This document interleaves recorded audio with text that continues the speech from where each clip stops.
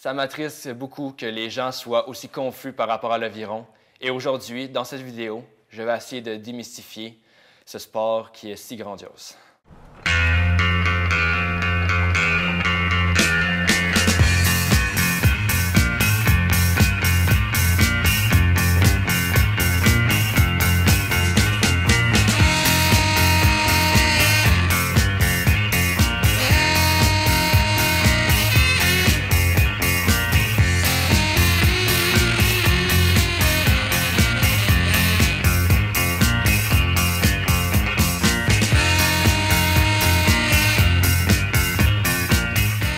Ma mère me trouvait une activité à faire durant l'été parce que je faisais rien, je restais à la maison, je regardais la télé, jouais à l'ordinateur.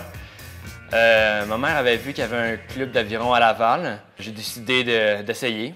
Le Club d'aviron Laval, c'est le plus vieux club existant au Québec, fondé en 1956. On a une bonne base de gens qui semblent vraiment avoir, disons, tous les talents, tout le potentiel à évoluer comme un club. Je suis rentré dans un programme récréatif les 2 premiers mois. Ensuite, j'ai tellement trippé que j'ai décidé de continuer et de rentrer dans le compétitif. Ça fait maintenant un peu plus de 2 ans que je suis dans ce programme et je trippe bien raide. On a assez de jeunes pour créer assez d'ambiance que ça l'entraîne beaucoup de gens, ça apporte beaucoup d'intérêt, puis ça, c'est important. D'où vient l'aviron? On croit que c'est 4000 ans avant Jésus-Christ, ou est-ce que c'est un moyen de transport, si on veut. L'aviron plus moderne, comme aujourd'hui, on le retrouve dans les années, je crois, c'est 1950, 1960, surtout en Angleterre, où est-ce qu'on a le stéréotype de quel est l'aviron, c'est un sport de Old Boys Club, etc. En 2011, on compte 7 clubs au Québec. Alma, Québec, Boucherville, Laval, Montréal, Lachine et Sherbrooke. Qui comprennent le mot avion au lieu d'aviron parce qu'ils n'ont jamais entendu ce nom-là de leur vie. Donc, ils s'imaginent que je fais des cours de pilotage.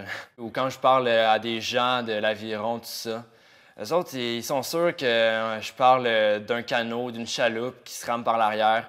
Ils ne voient pas dans leur tête tout le mécanisme de l'aviron. Il existe plusieurs types d'embarcations.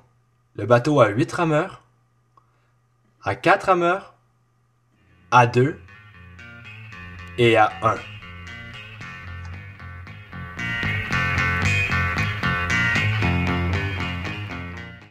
Donc, je vais vous parler des principaux éléments d'un bateau d'aviron. Alors, nous avons ici le banc sur lequel le rameur s'assoit, qui roule sur des coulisses. Grâce à ça, on peut aller chercher à l'attaque une force de compression avec nos jambes qui sont maintenues dans les cale-pieds. Les rames sont placées dans les dames de nage qui se trouvent juste au bout des portants.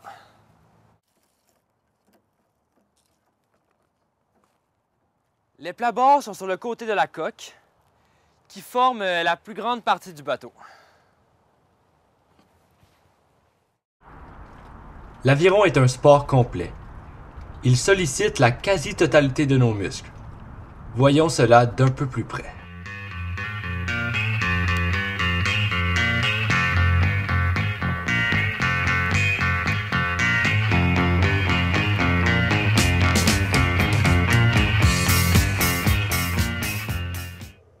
Le coup est divisé en 4 parties.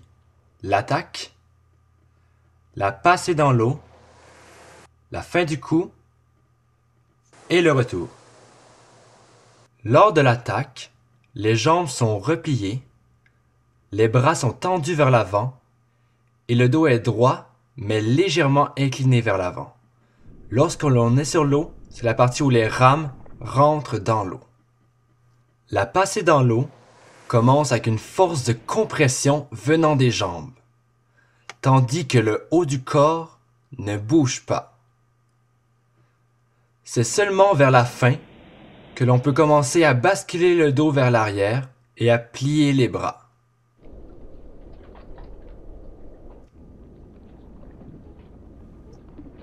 À la fin du coup, les jambes sont complètement tendues et les talons appuient sur les cale-pieds.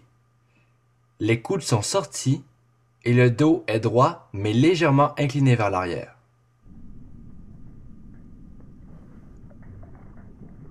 Durant le retour, il faut tout d'abord sortir vite les mains. Ensuite, il faut basculer le dos vers l'avant et c'est seulement après que l'on peut ramener les jambes pour aller vers l'attaque.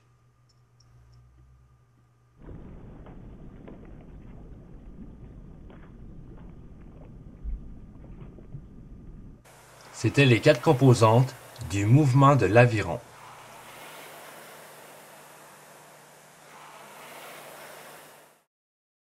Non, c'est un sport d'équipe où l'esprit d'équipe est très important, où la gang, si on n'a pas d'esprit, si on n'est pas avec les autres, ça ne peut pas marcher.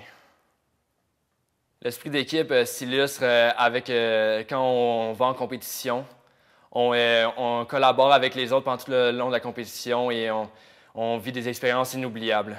Et on se fait des amis pour la vie.